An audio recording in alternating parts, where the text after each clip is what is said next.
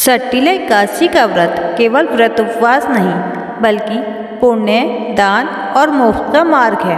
यह व्रत माघ मास के कृष्ण पक्ष की एकादशी को किया जाता है। आज हम सुनेंगे इसकी अद्भुत कथा, जिसे भगवान विष्णु ने स्वयं नारद मुनि को सुनाया था। एक दिन नारद जी ने भगवान विष्णु से पूछा, हे प्रभु, सट्टिला एकादशी के व्रत का क्या महत्व है? इसकी कथा सुनाने की कृपा करें। भगवान विष्णु ने मुस्कुराते हुए कहा, हे नारद, ध्यानपूर्वक सुनो। यह कथा तुम्हें सच्चा धर्म और पुण्य का मार्ग दिखाएगी। बहुत समय पहले पृथ्वी पर एक ब्राह्मणी रहती थी। वह भगवान विष्णु की परम भक्त थी और सदा व्रत उपवास करती थी। लेकिन उसने कभी भी किसी को अन्नदान या वस्त्रदान नहीं किया। उसके उपवास और भक्ति से उसका शरीर तो पवित्र हो गया, लेकिन उसने जीवन में करुणा और दान का महत्व नहीं समझा। एक दिन भगवान विष्णु ने उसकी परीक्षा लेने का निश्चय किया। वे साधु का रूप धारण कर ब्राह्मणी के घर पहुँचे और कहा, हे देवी, मुझे भिक्षा चाहिए। ब्राह्मणी ने सोचा और साधु को अन्न के बदले केवल मिट्टी का पिंड दे दिया। कुछ समय बाद ब्राह्मणी ने शरीर त्याग दिया और स्वर्ग पहुंच गई। उसे वहां एक सुंदर घर मिला, लेकिन वह घर पूरी तरह खाली था।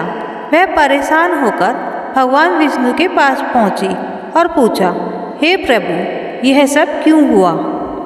भगवान ने कहा, तुमने जीवन भर उपवास किया, लेकिन दान और करुणा का अभाव रखा। अन्नदान के बिना आत्मा की तृप्ति अधूरी है।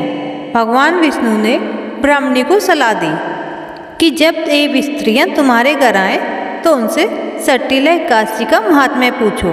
ब्राह्मणी ने वैसा ही किया। देवी स्त्रियों ने उसे बताया कि सट्टिला एकादशी के दिन तिल से जुड़े 6 कार्य करना अत्यंत शुभ होता है।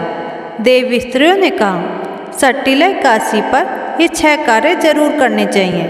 तिलयुक्त जल से स्नान, तिल का भोजन, तिल का दान, तिल का उपटन, तिल का हवन और तिल का पिंडदान। इन कार्यों से घर धन धन्य से भर जाएगा और पुण्य की प्राप्ति होगी। ब्राह्मणी ने देवी स्त्रियों के कहे अनुसार सट्टिला एकादशी का व्रत किया। व्रत के प्रभाव से उसका घर धन धन्य और खुशियों से भर गया। भगवान विष्णु ने कहा, हे नारद, इस व्रत को जो भी श्रद्धा से करेगा वह पापों से मुक्त होगा और मोक्ष प्राप्त करेगा। तो आइए हम सब सट्टिला एकादशी का व्रत करें। तिल का उपयोग और दान करके जीवन को पुण्य और आनंद से भरें।